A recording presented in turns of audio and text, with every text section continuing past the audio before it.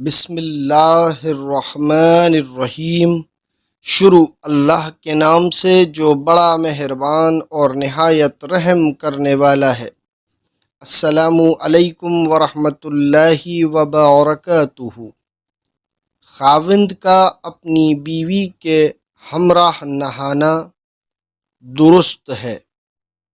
ام المومنین عائشہ رضی اللہ عنہا کہتی ہیں کہ میں اور نبی کریم صلی اللہ علیہ وآلہ وسلم ایک برتن سے یعنی ایک قدح ٹب سے، جس کو فرق کہتے ہیں، غسل کیا کرتے تھے۔